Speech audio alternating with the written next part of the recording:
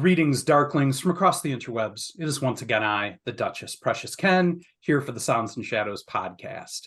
I'm really excited. We have both a very new band with their first kind of big single release, but also a band with a lot of history to it for the individual members. So I'm excited to talk about some of that and hear about this new project. And so without further ado, I welcome you all to Scorpion Tea. Greetings, everyone. Hello. Hi. Hi. Hello. All right, so we're going to start out. I'd like all of you to go around the horn, tell me a little bit about your musical history and what led you into this project and what you do in it. So let's start with Poppy slash Anthony, and you can give us a little bit of your history and background. All right. So my name is Anthony. I'm the vocalist in Scorpion Tea. I write poetry and cast spells behind the others' backs during rehearsal. So yeah, this project for me and Chris has been a long time coming. We had worked together previously in like a post-hardcore band called Robot High Five, which is how we met. We were well, actually, we met because we were dating two sisters, and that led into us working together musically, oddly enough. So yeah, we found that we really worked well together, and after that band broke up, we sort of we still kept in touch, and we're, you know, like sort of pushing each other for like what's next. Yeah. And out of that came three of the songs that are on Scorpion Tea's album, being Six Souls Afloat, Clandestine Whispers, and Take Solace in Suffering. So essentially, those songs were the beginning of Scorpion Tea. They sound a little bit different when we first got together and worked on them. But when they really came to life is when me, Chris, and Edley all started working together. We found that we had this sort of like innate sense of belonging when we were playing together, and it really like shone through. You know, right now, I would say those songs wouldn't be what they are today if the three of us hadn't collaborated on them. But yeah, that's basically the history of how me and Chris got together. Chris introduced me to Edley when we were trying to put forth this black metal project, and Edley was going to be involved in that. So, you know, we sort of I'll always remember what he and stop me if I'm talking too much because I tend to to sort of ramble on. But I think that's a stone that I really shouldn't cast at anyone. So okay, so we're in good company. So yeah, when we were at this practice, I'll never forget the first thing that Eddie said to me, which was that he was like, "Wow, you have this cherubic face, and then all of a sudden this guttural like evil scream is coming out," and I was like, finally, someone that appreciates me. No, that is great. And I can't wait to get more into that because I think the dynamics between bands are so important. And it's a bit of a lost art now. I mean, where a lot of bands are sending material over digital ether waves from city to city or whatnot. But if you can't mesh with the people you're doing it with, it is impossible to sustain because you have to be family. You have to communicate on that level. It's so key. So we'll get back to that, though. We're going to hit pause on that. And let's jump over now. How's your mic going at this point, Chris? Sorry, yeah, it's just the connection's kind of bad, but I hope you can hear me better now. I can hear you now. So just tell us quickly kind of, yeah, how you came into this project doing guitars and what were maybe some of your previous projects that you did before you hooked up with the two sisters and Anthony. I knew the potential that Anthony had with it's just his poetry, everything he does as a songwriter. I was like, I got to keep this guy in my life. So that led us to having a couple projects together here and there. And then along the way, you know, I met Eddie back in 2009, I built 2010, around that time. And but you know, he was in Psychic TV, so you know, he was touring, doing this and that. But I always knew I always wanted to do something musically with Eddie. Um, Fast forward to the pandemic, I had a knee surgery in Colombia, and I had this, you know, this demo with Anthony, you know, that dated 10 years back. And then, you know, Eddie was like, hey, listen, you know, I'm kind of like on a break for music, doing this and that, and I want to do this band called Scorpion Tea. What do you got? And I was like, I got this demo with Anthony. How do you like it? And just kind of went from there, and it just exploded, you know. Lovely. And you let a little bit of the cat out of the bag there, but you know, for usually a band that is coming out with their first single isn't always one that's jumping right on my radar. I try and keep my finger on the pulse, but with one single, I can't keep it that much on the pulse always. But you guys had a bit of history and gravitas coming in with Eddie playing in one of the, I don't know, to me, biggest impact bands of the modern industrial and dark scene era. And tell me a little bit about your history and how you got excited to play with these two young folk. And are you guys all in New York? Yeah. Yeah. Awesome. Mhm. So hit me with that, Edley. All right. So I guess to clarify a little bit on what Chris was talking about with like how this project came to be, Chris had contacted me last year because we had been really in contact. He was like my most contacted during the pandemic. You know, we were sort of like glued, and I went through a lot of crazy stuff, and it was like a wild time.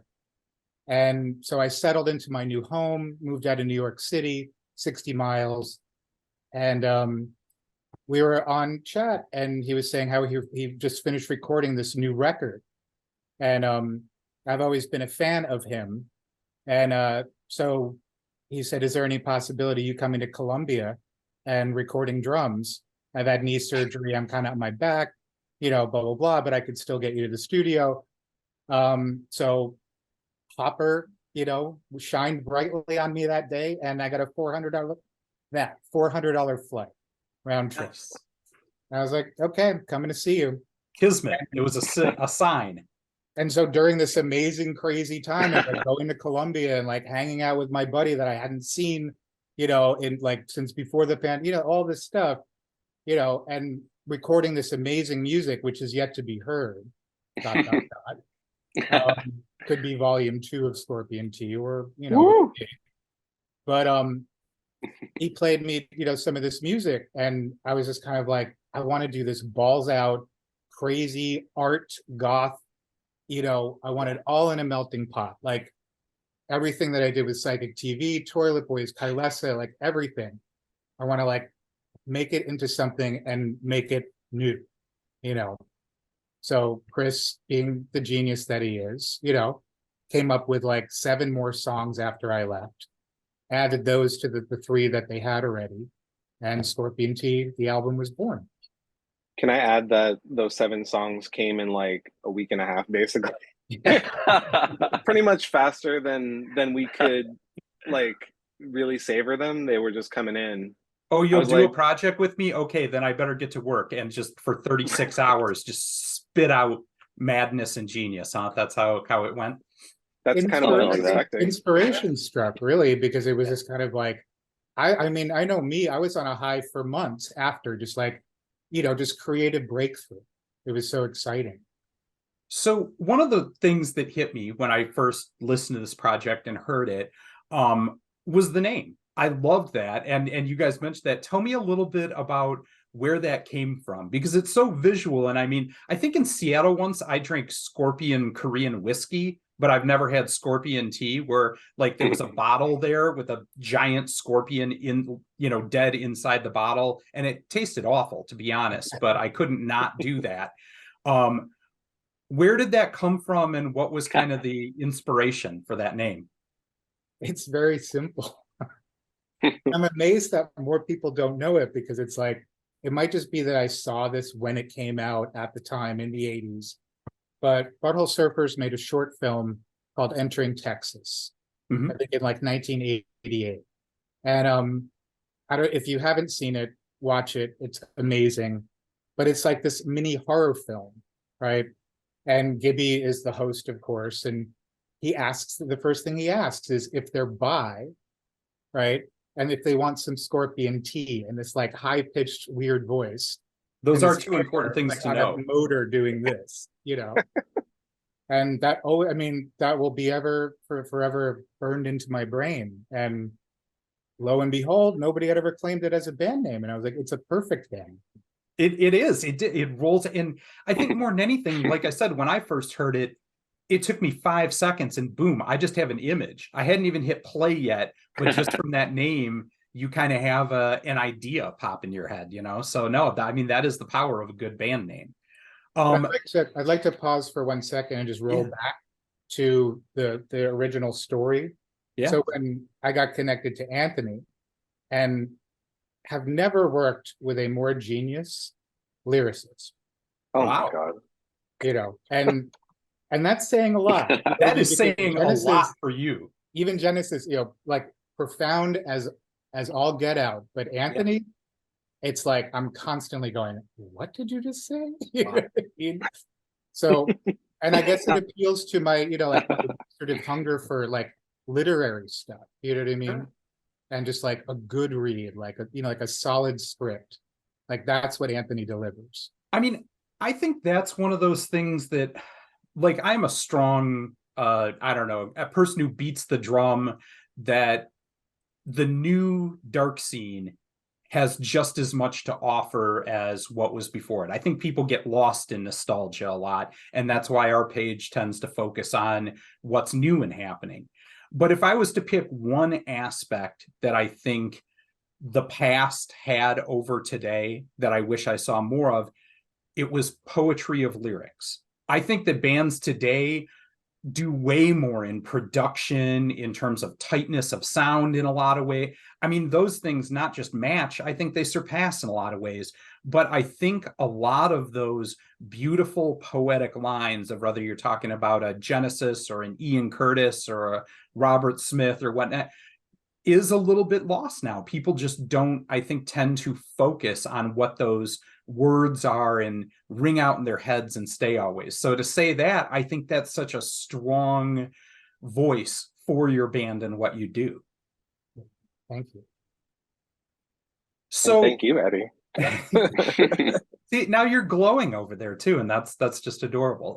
Yeah, I'm honestly blushing.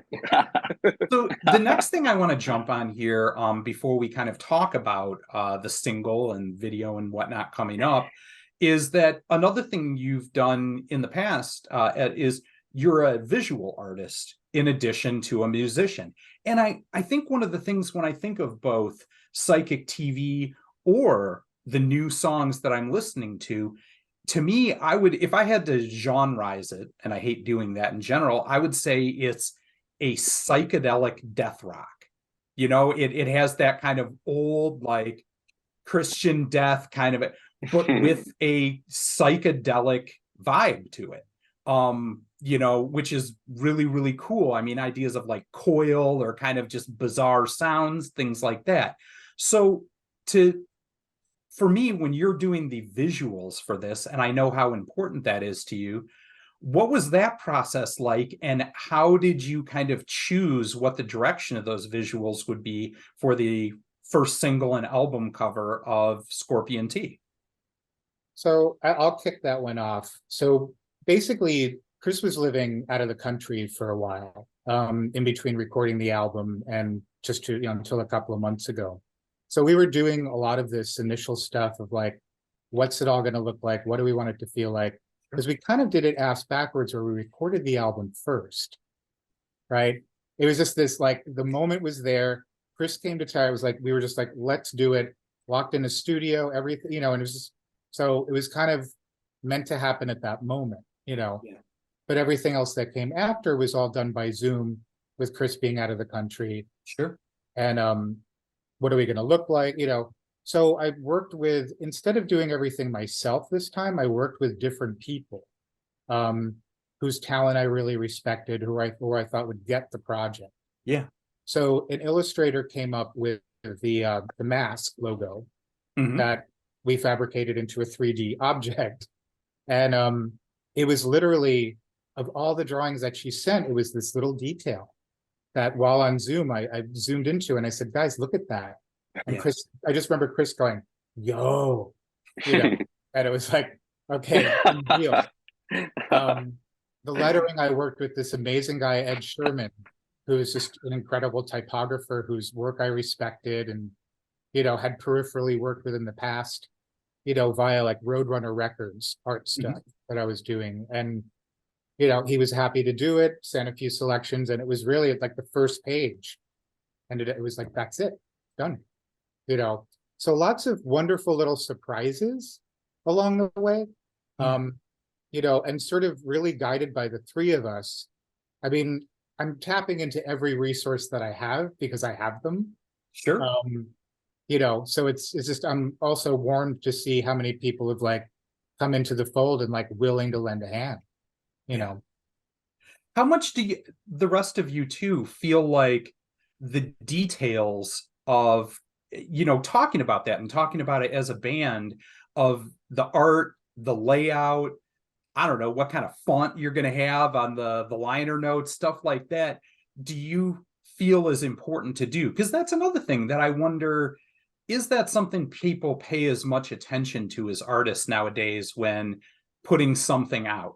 Like, is it always such a broader encompassing picture that you're looking at for both what you're going to sound like, but also the image that you're projecting with your art that goes along with it visually?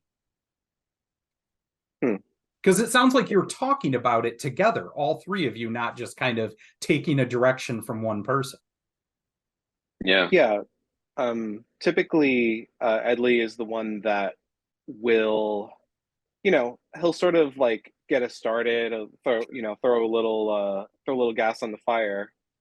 But when the real creativity and magic happens is when we actually all talk together.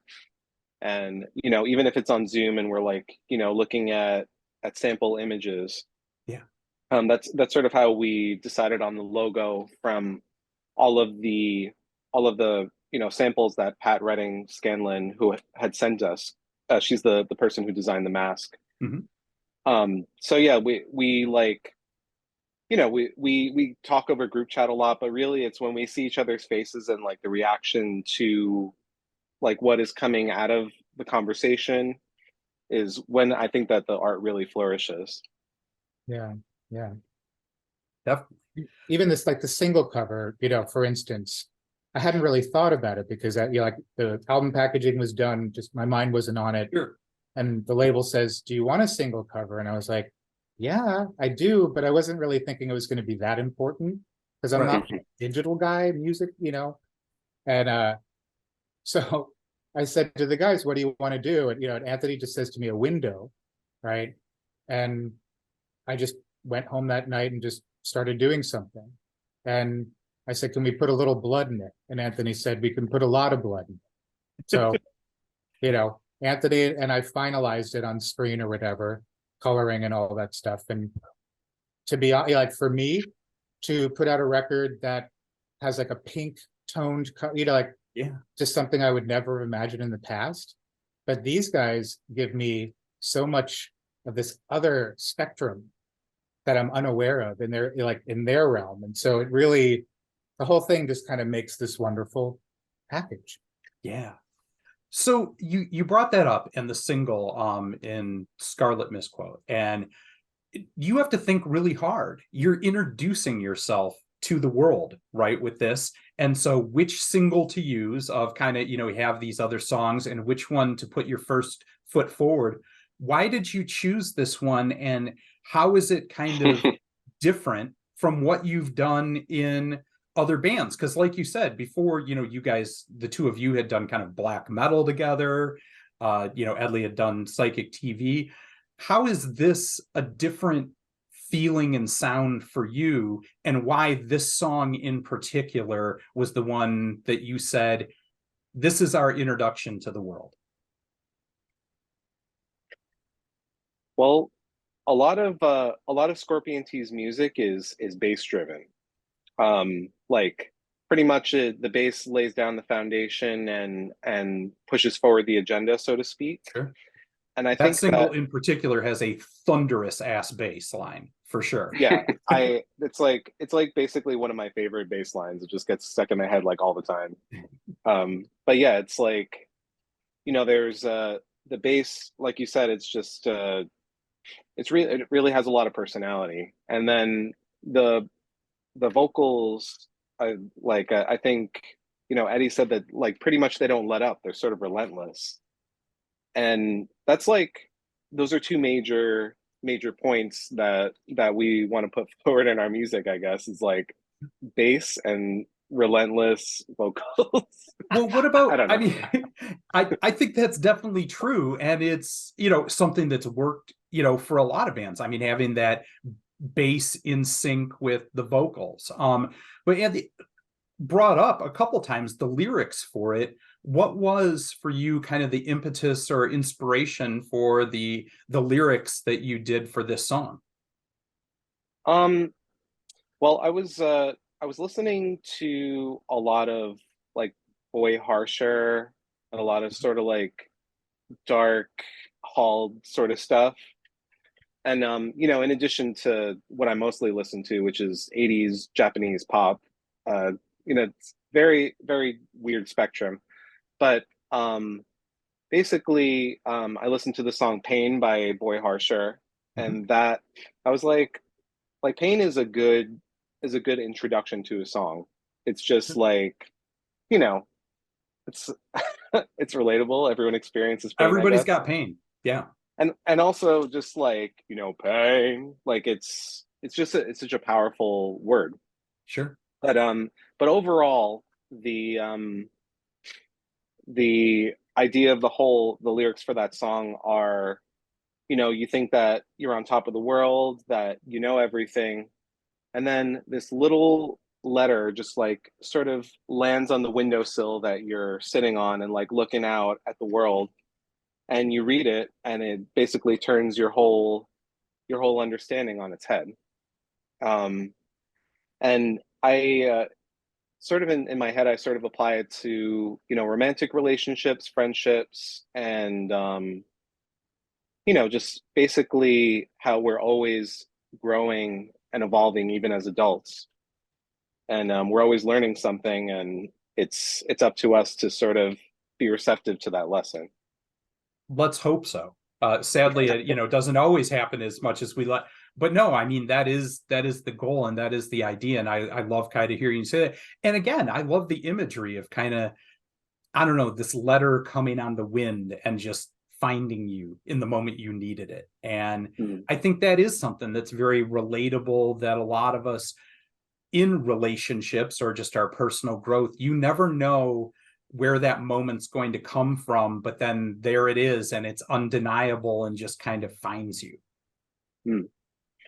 Yeah, it's real. It really is. Life always amazes me how you know, things come when you need them. Things come when you don't need them. It's just that's sort of how I see this band. It was like, you know, I definitely needed this, and I'm just very glad that Edley and Chris had gotten together when they did, because it brought back some, you know, some works that were sort of like buried, but were really excellent in mine and Chris's eyes. So it's like, you know, we grew and evolved as adults in our travels and our experiences, and the songs have changed to, you know, and morphed to sort of reflect that maturity.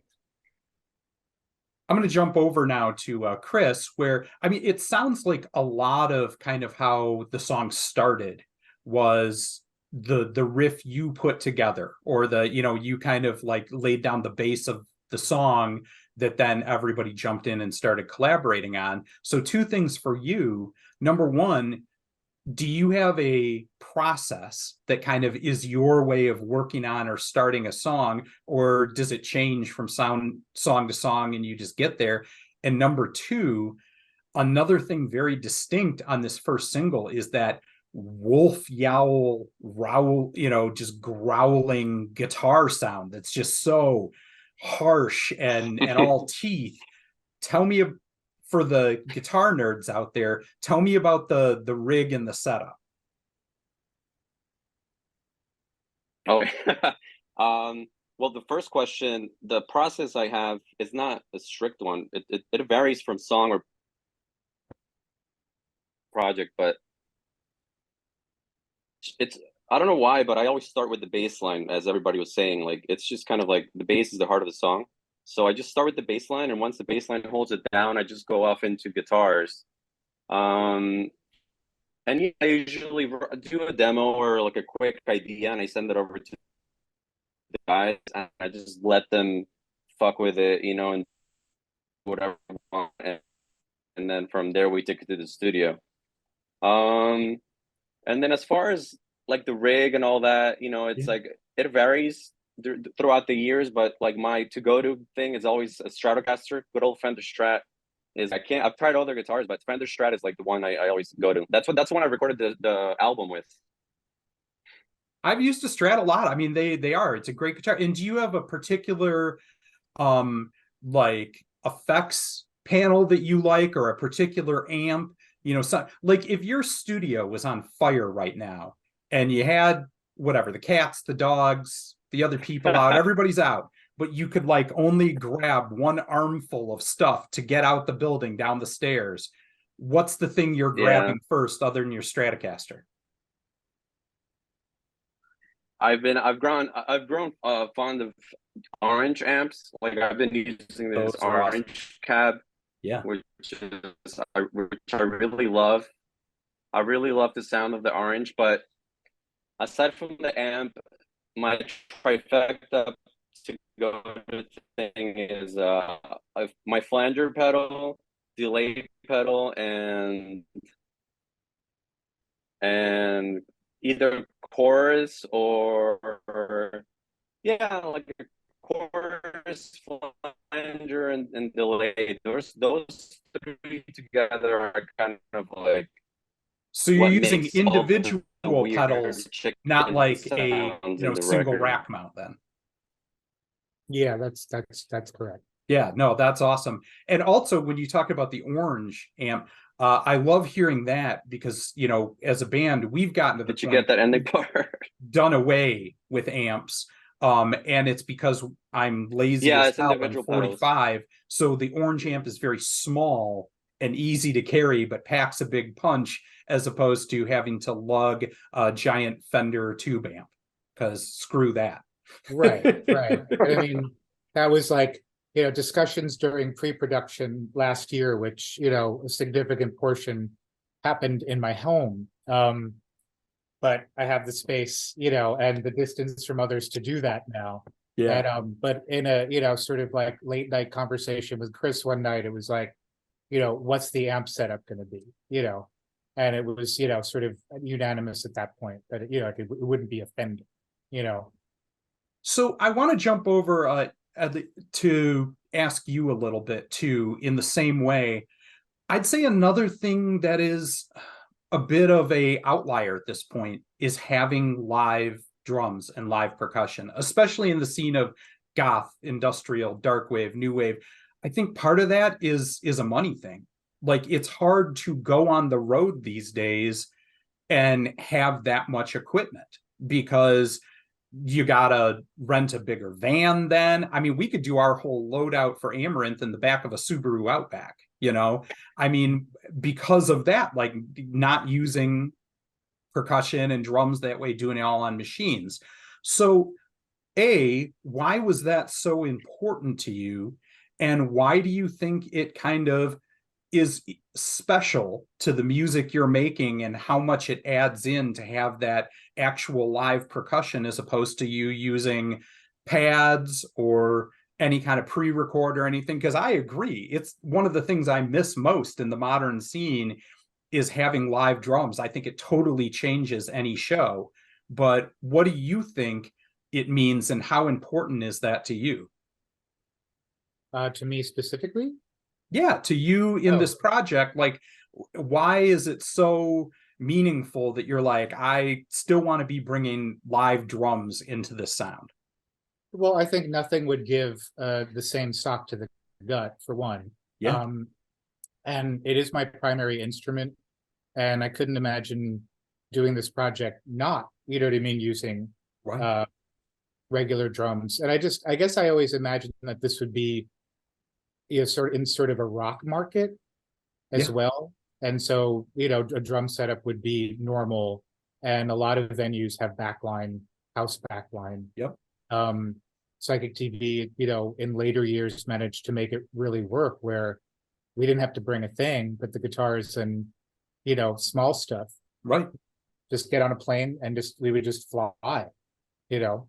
It was actually more economical to do that than to do it in a bus or a van. Right. No, I think that's still very true. I think that's one of the biggest reasons that, like I said, you don't see kits as much anymore, even with some of the bigger name bands touring around, you know, in this scene. Yeah. But I think that I think it's still very viable, you know, possible to do it. Plus, you know, we all know loads of people in, you know, different cities. It's like, it just has to be, you know what I mean? Sure. But I even would like to see this crossover into metal. Because all the touring that I did with Tylesa was like seeing all these amazing metal fests. We would slide right in, because it's enough of everything, you know. So live drums for that really is essential, but I don't know why people are, you know, shying away from it, because I don't think that it's that big of an expense. I also don't want to carry them. That's, you know, that's another aspect too. Like sort of econo, like do it in a car, sure. Right. You know, I have a solo project that I hope to do that with, you know. So, you know, but yeah, live drums essential. Don't you guys think so? Yeah, I completely agree. But to that point of of transporting the drums, that it just made me think back to my friend who used to transport his whole drum set in his Mitsubishi Lancer. I don't know if you've ever seen that car, but I it's have, like, and it is not big. It's like a Fiero. yeah, pretty much. It's like it's like Tetris to put a drum set in there. Yeah. But yeah, I think live drums really make it. With every genre of music, honestly.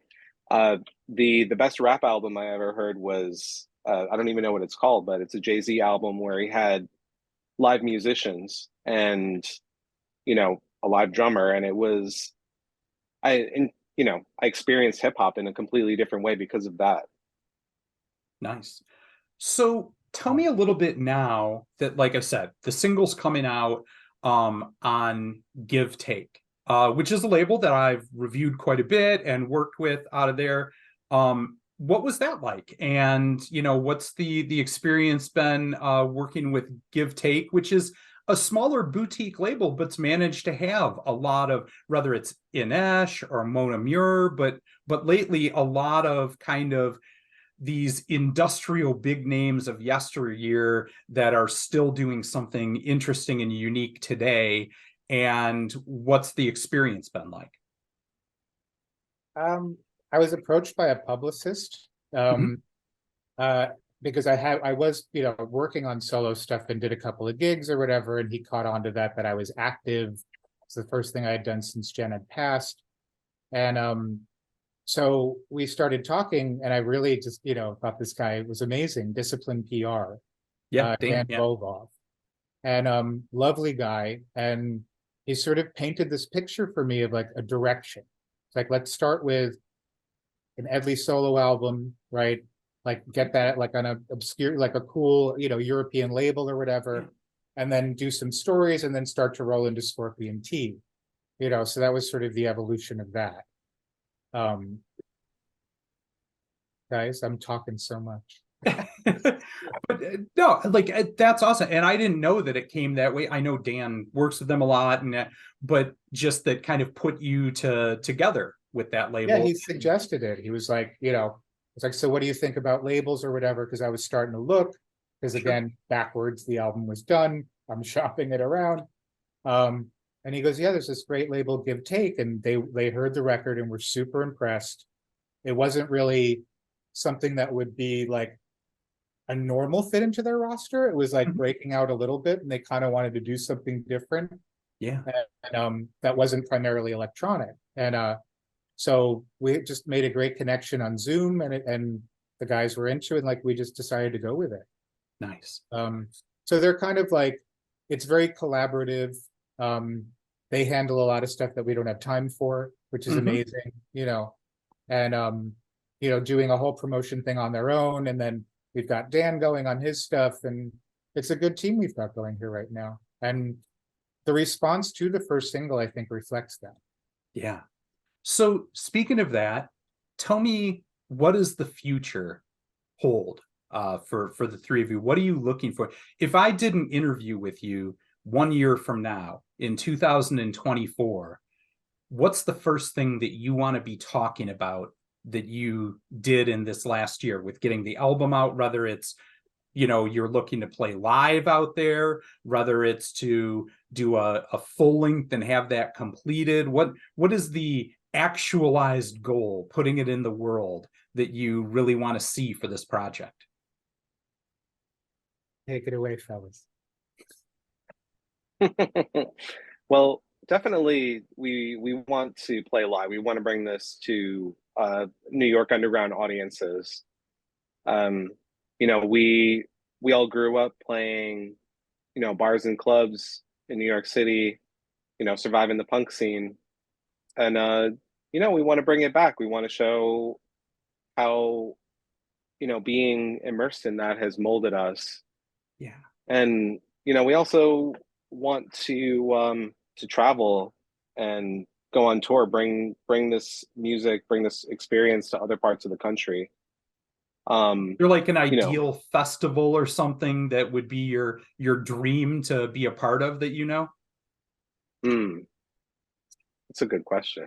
Actually, I'll say I don't. Hellfest, but Anthony? Yeah, that's the only festival that I can think of that comes to mind, actually. Yeah. But then again, I'm not well versed in festivals. The only one I know is a Warped Tour and Bamboozle, and I'm not even sure if either of those are going. I think there's still a Warped Tour somewhere, but yeah. There better be. What about you, Chris? Is there anything that you would have as a big dream for this project that you'd really like to do within the next year? So I think touring is like the one thing I want to do. I've never been able to do a proper tour with any of my previous bands. So I think touring with Scorpion T is definitely a big goal.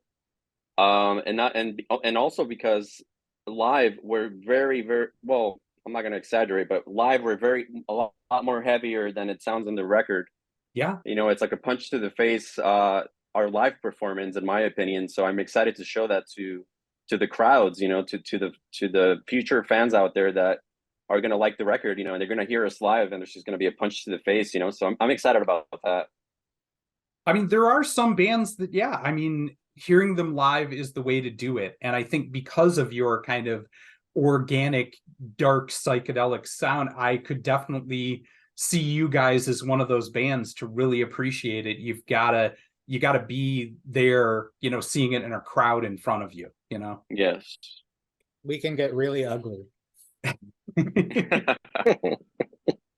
All right, so we are up to the point in the interview where, first and foremost, we are a music review page. And so I always like to ask artists, tell me about a few things that you're listening to that you're finding inspiring in the scene. So I'll go around the horn again. Let's start with Anthony this time, and just tell me about a band or two that you are fired up by. It could be any genre, it doesn't really matter, but just somebody that's doing something new and fresh that you say to yourself, like, this gets me fired up too. Well, new and fresh would not describe most of the music I listen to. Like I mentioned earlier, I listen to a lot of 80s Japanese pop. that's pretty much what occupies most of my listening space. All right, give me But an example of that. That are you into like Guitar Wolf or like what kind of stuff do you mean um, by that? mostly pop idols actually. Oh, okay. Like Shizuka Kudo, Junko Yagami, um, Momoko Kikuchi, and Tomoko Aran, who the weekend did basically sang over one of her songs Oh. for one of his singles, which has made that record extremely expensive.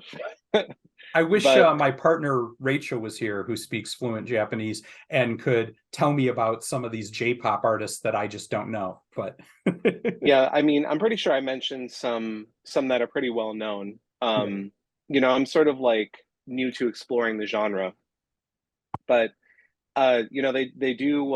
I get inspired by a lot of like pop vocal melodies and pop structures, which is what I'm trying to bring to like the new Scorpion T stuff that's under construction.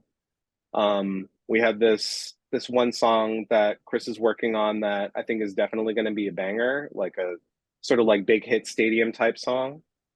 So yeah, I wanted to incorporate that into our music. So, you know, with that being said, Ghost is a big inspiration for me. I know a lot of metalheads will raise their eyebrow about that, but Ghost is cool. They write jams, whatever. Ghost is metal, dude.